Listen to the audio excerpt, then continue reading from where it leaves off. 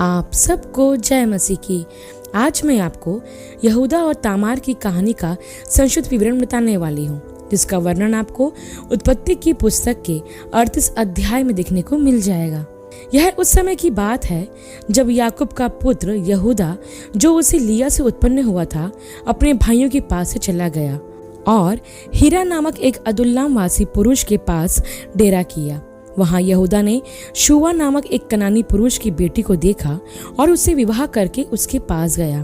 तब वह गर्भवती हुई और उसको एक पुत्र उत्पन्न हुआ और यहूदा ने उसका नाम एर रखा। वह फिर गर्भवती हुई और उसने एक और पुत्र को जन्म दिया और उसका नाम ओनान रखा गया। तब उसने अपने तीसरे बेटे को जन्म दिया, जिसका नाम शेला रखा गया। और जिस समय शेला का जन्म हुआ उस समय यहूदा कजीब में रहता था। तब यहूदा ने तामार नाम की स्त्री से अपने बड़े बेटे का विवाह कर दिया, परंतु यहूदा का बड़ा बेटा एर यहोवा के लेखे में दुष्ट था, इसलिए यहोवा ने उसको मार डाला। तब यहूदा ने ओनान से कहा कि अपनी भाभी के पास जा और उसके साथ देवर का धर्म पूरा करके अपने भाई के लिए संतान उत्पन्न करा।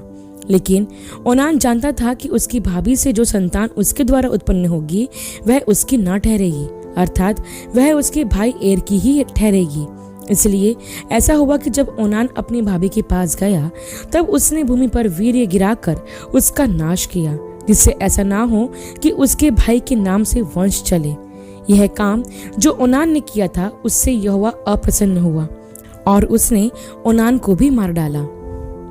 तब प्रियो, ऐसा हुआ कि यहूदा ने डर के मारे कि कहीं ऐसा ना हो कि अपने भाइयों के समान शेला भी मरे, उसने अपनी बहू तामार से कहा, जब तक मेरा पुत्र शेला सियाना ना हो जाए तब तक अपने पिता के घर में विधवा ही बैठी रहे। इसलिए तामार अपने पिता के घर जाकर रहने लगी। बहुत समय के बीतने पर यहूदा की पत्नी, जो शूवा की बेटी थी, वह मर गई। फिर यहूदा शोक के दिन बीतने पर अपने मित्र हीरा अदुल्लाम वासी समेत अपने भेड़ बकरियों का ऊन कतरने वालों के पास तिम्नात को गया और तमार को यह समाचार मिला, तेरा ससुर अपनी भेड़ बकरियों का ऊन कतराने के लिए तिम्नात को जा रहा है। तब उसने यह सोचकर कि शेला सियाना तो हो गया पर मैं उसकी स्त्री नहीं होने पाई, तो उसने अपना विधवापन का पहरावा उतारा और घूंघट डालकर अपने को ढांप लिया और एनम नगर के फाटक के पास, जो तिम्नात के मार्ग में है, जा बैठी। जब यहूदा ने उसको देखा तो उसने उसको वेश्या समझा, क्योंकि वह अपना मुंह ढांपे हुए थी। तब यहूदा मार्ग से उसकी ओर फिरा और उसे कहने लगा, मुझे अपने पास आने दे, क्योंकि प्रियो, यहूदा को यह मालूम नहीं था कि वह उसकी बहू है। तब तामार ने कहा, यदि मैं तुझे अपने पास आने दूं तो तू मुझे क्या देगा? उसने कहा, मैं अपनी बकरियों में से बकरी का एक बच्चा तेरे पास भेज दूंगा। तब उसने कहा, भला उसके भेजने तक क्या तू हमारे पास कुछ रेहन रख जाएगा? तब यहूदा ने उससे पूछा कि मैं तेरे पास क्या रेहन रख जाऊं? उसने कहा, अपनी मुहर और बाजूबंद और अपने हाथ की छड़ी। तब यहूदा ने उसको वो वस्तुएं दे दी जो उसने मांगी थी और फिर वह उसके पास गया और वह उससे गर्भवती हुई। तब वह उठकर चली गई और अपना घूंघट उतार के अपना विधवापन का पहरावा फिर पहन लिया। तब ऐसा हुआ प्रियो कि यहूदा ने बकरी का एक बच्चा अपने मित्र अदुल्लाम वासी हीरा के हाथ भेज दिया, ताकि तामार के पास से रेहन रखी हुई वस्तु छुड़ा ले आए, पर वह उसको ना मिली। तब उसने वहां के लोगों से पूछा कि वह देवदासी जो एनम के मार्ग की ओर बैठी थी कहाँ है? उन्होंने कहा, यहाँ तो कोई देवदासी ना थी। इसलिए यहूदा के मित्र ने उसके पास आकर कहा कि वहां तो कोई देवदासी ना थी। तब यहूदा ने कहा, अच्छा, वह बंधक उसी के पास रहने दे, नहीं तो हम लोग तुच्छ गिने जाएंगे। तब लगभग 3 महीने के बाद यहूदा को यह समाचार मिला कि तेरी बहू तामार ने व्यभिचार किया है, वरन वह व्यभिचार से गर्भवती भी हो गई है। तब यहूदा ने कहा कि उसको बाहर ले आओ कि वह जलाई जाए। जब उसे बाहर निकाला जा रहा था तब उसने अपने ससुर के पास यह कहला भेजा कि जिस पुरुष की ये वस्तुएं हैं उसी से मैं गर्भवती हुई हूँ। फिर तामार ने यह भी कहा कि पहचान तो सही कि यह मुहर और बाजूबंद और छड़ी किसकी है। यहूदा ने उन्हें पहचान कर कहा, वह तो मुझसे कम दोषी है, क्योंकि मैंने उसका अपने पुत्र शेला से विवाह ना किया और उसने उससे फिर कभी प्रसंग ना किया। जब उसके जनने का समय आया तब यह जान पड़ा कि उसके गर्भ में जुड़वा बच्चे हैं, और जब वह जनने लगी तब एक बालक का हाथ बाहर आया और धाया ने लाल सूत लेकर उसके हाथ में यह कहते हुए बांध दिया, पहले यही उत्पन्न हुआ। जब उसने हाथ समेट लिया तब उसका भाई उत्पन्न हो गया। तब उस धाया ने कहा, तू क्यों बरबस निकल आया है? इसलिए उसका नाम पेरेस रखा गया। पीछे उसका भाई जिसके हाथ में लाल सूत बंधा था उत्पन्न हुआ और उसका नाम जेरह रखा गया। प्रियो, कुछ बातें हैं जो इस घटना के बारे में हैं जिसे समझना हमारे लिए बहुत ज़रूरी है। सबसे पहले मैं आपको यह बताना चाहती हूँ कि कई लोग इस अध्याय को बहुत ही गलत से समझते हैं और इसकी अलग अलग व्याख्या करते हैं। कई लोग कहते हैं कि यह अध्याय हमें सिखाता है कि हमें गर्भ निरोधक का इस्तेमाल नहीं करना चाहिए, क्योंकि ओनान ने जो काम किया वह एक ऐसा ही काम था जिसके कारण यहोवा ने उसे मार डाला। कई लोग यह कहते हैं कि यह अध्याय हस्त मैथुन के पाप के बारे में बताता है, जिनमें संतान उत्पन्न करने वाले बीज को नष्ट किया जाता है। लेकिन प्रियो, मैं आपको बता दूं कि ऐसी कोई भी बात स्पष्ट रूप से इस घटना के माध्यम से नहीं बताई गई है।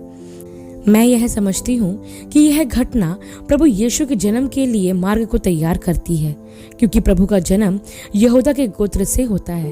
प्रभु यीशु ने ना यूसुफ के गोत्र से जन्म लिया और ना ही रूबेन, शिमोन या लेवी के गोत्र से। उसने यहूदा के गोत्र से जन्म लिया और इसलिए उसे यहूदा का शेर कहा जाता है। तो प्रियो, यह घटना प्रभु यीशु के जन्म की एक तैयारी है। अब परमेश्वर ने यहूदा के ही गोत्र को क्यों चुना, यह मैं आपको आगे बताऊंगी। प्रियो, इस घटना में हम देखते हैं कि यहूदा अपने भाइयों को छोड़कर कनान में अपने मित्र के पास आ जाता है, जहां उसे एक कनानी स्त्री पसंद आती है और वो उसे विवाह कर लेता है, जिससे उसको एर, ओनान और शेला नामक 3 बेटे उत्पन्न होते हैं। तब यहूदा एर का विवाह तामार नामक एक कनानी स्त्री से करा देता है, लेकिन एर मर जाता है और उसकी कोई भी संतान उत्पन्न नहीं होती। तब यहूदा अपने दूसरे बेटे ओनान से कहता है कि अपनी भाभी के पास जा और अपने भाई के लिए पुत्र उत्पन्न कर। लेकिन प्रियो, ओनान नहीं चाहता था कि उसके द्वारा उसके भाई का वंश चले, इसलिए वह उसके पास तो जाता है लेकिन बीज को भूमि पर ही गिरा देता है ताकि उसके भाई एर का वंश आगे ना बढ़े। प्रियो, यहाँ मैं आपको बता दूं कि उस समय मूसा को व्यवस्था दिए जाने से पहले भी वहाँ यह प्रथा थी कि यदि परिवार का बेटा बिना संतान उत्पन्न किए मर जाता है तो उसके भाई को यह अधिकार था कि वह अपनी भाभी से अपने भाई के लिए संतान उत्पन्न करे। तब जो विधवा स्त्री गर्भवती होती थी तो उससे पैदा होने वाले बच्चे से उसका वंश आगे बढ़ता था।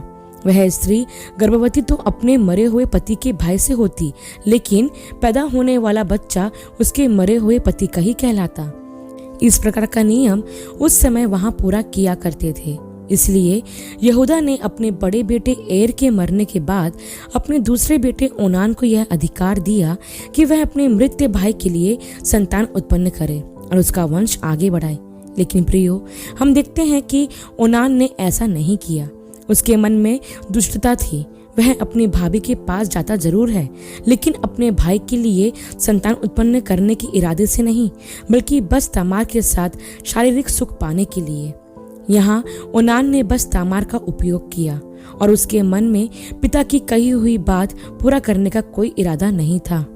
प्रियो, ओनान ने जो तामार के साथ किया वह बुरा था। यदि वह अपने भाई के लिए संतान उत्पन्न करना नहीं चाहता था तो अपने पिता से कह सकता था, लेकिन उसने ऐसा नहीं किया। उसने तामार को बस अपना मतलब पूरा करने के लिए इस्तेमाल किया और इसलिए परमेश्वर ने उसको मार डाला। प्रियो, जब यहूदा के दोनों बेटे मर गए तो उसे डर था कि उसके छोटे बेटे शेला के साथ कुछ ना हो जाए, ऐसे में तो उसका वंश ही समाप्त हो जाएगा। इसलिए उसने तमार को यह कहकर भेजा कि मेरा बेटा शेला अभी सयाना नहीं है, नहीं तो मैं उसका विवाह तुझसे करा देता। यहूदा ने तमार को उसके पिता के यहाँ भेज दिया और कहा कि शेला के सयाने होने पर मैं तेरा विवाह उससे करा दूंगा। लेकिन यहूदा ने ऐसा नहीं किया, इसलिए तमार अपने पिता के घर पर कई दिनों तक इंतजार करती रही। प्रियो, यहाँ हम देखते हैं कि तामार के साथ कुछ भी अच्छा नहीं हो रहा था। पहले उसका पति मर गया, फिर उसका फायदा उठाया गया और अब उसे अपने पिता के घर विधवा बन के रहना पड़ रहा है। प्रियो, तामार चाहती थी कि उसका भी घर बसे, वो भी अपने परिवार के साथ खुशी और आनंद से रहे, लेकिन उसके साथ ऐसा कुछ भी नहीं हुआ। फिर एक उम्मीद उसके जीवन में थी कि यहूदा अपने बेटे शेला के सयाने होने पर उसका विवाह मुझसे करा देगा, लेकिन वो भी नहीं हुआ। एक तरह से देखा जाए तो उसके साथ अन्याय पर अन्याय होता गया और उसे उसका वो हक नहीं मिला जो उसे मिलना चाहिए था। फिर जब उसे मालूम हुआ कि यहूदा अपने भेड़ बकरियों का ऊन कतरवाने जा रहा है, तो वो एक मार्ग पर वेश्या बनकर बैठ गई। यहाँ मैं आपको बता दूं प्रियो कि तामार ने ऐसा इसलिए किया ताकि अपने हक को वो प्राप्त कर सके जो उसे नहीं मिला। फिर जब यहूदा ने उसे देखा तो वो उसके पास गया, लेकिन तामार ने यहूदा की कुछ वस्तुएं अपने पास रख ली थी ताकि उन वस्तुओं के द्वारा वो अपना पक्ष सुरक्षित रख सके। प्रियो, जब यहूदा तामार के पास गया तब उसे मालूम नहीं था कि यह उसकी बहू है, क्योंकि तामार ने अपना चेहरा छुपाया हुआ था।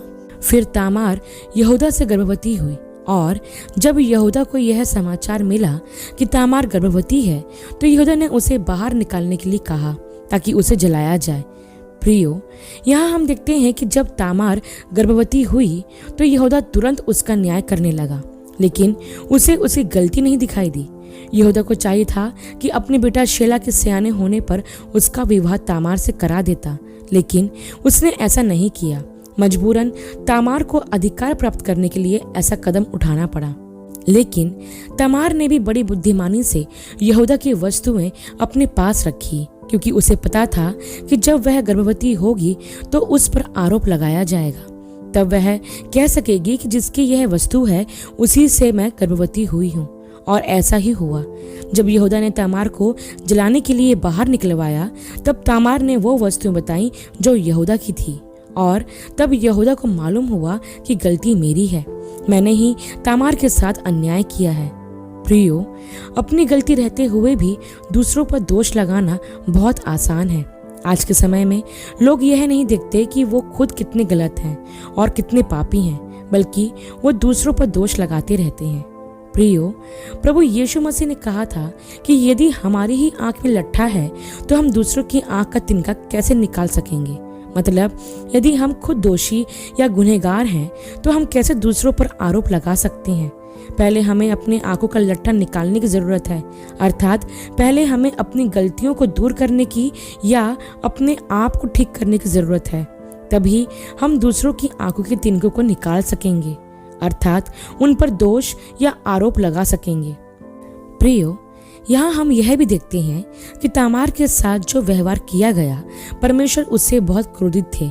लेकिन हम यह जानते हैं कि परमेश्वर विधवाओं की परवाह करता है, और यहाँ भी परमेश्वर ने तामार पर अनुग्रह किया, क्योंकि उसके पहले 2 पतियों की मृत्यु में उसकी कोई गलती नहीं थी। वे दुष्ट थे, इसलिए परमेश्वर ने उन्हें मार डाला, और फिर परमेश्वर ने तामार की इस स्थिति से बाहर निकलने में उसकी सहायता की और उसे उसका अधिकार वापस दिलाया। प्रियो, यहूदा और तामार का जीवन हमें यह सिखाता है कि हमारे जीवन में बहुत से पाप और बुराइयां हैं, लेकिन फिर भी परमेश्वर हमसे प्यार करता है। वो हमारे बीते हुए कल को नहीं, परंतु हमारे वर्तमान और भविष्य की परवाह करता है। यहूदा और तामार के साथ भी हम यही देखते हैं। यदि परमेश्वर यहूदा के बीते हुए कल को देखता तो शायद ही उसके गोत्र से यीशु मसीह का जन्म होता, लेकिन परमेश्वर ने अपनी दया यहूदा और तामार पर दिखाई और उन्हें अपनी महान योजना का हिस्सा बनाया, और यहूदा के वंश से ही प्रभु यीशु का जन्म हुआ। प्रियो, अंत में मैं आपको बस इतना कहना चाहती हूँ कि यहूदा और तामार की घटना से कुछ भी गलत बातें ना सोचें। जो कुछ इस घटना में हुआ था वो परमेश्वर की योजना का हिस्सा था। इस घटना में कुछ चीजें गलत जरूर हुई, लेकिन परमेश्वर ने उसमें से भलाई ही को निकाला। कभी कभी हमारे जीवन में प्रभु कुछ गलत चीजें इसलिए होने देता है कि उसमें से भलाई को निकाल सके। आशा करती हूँ प्रियो, यहूदा और तामार की इस घटना का संक्षिप्त विवरण आपके लिए आशीषमय रहा होगा। अगले वीडियो में एक नए विषय के साथ आप सबसे फिर मुलाकात होगी। तब तक के लिए आप सबको जय मसीह की।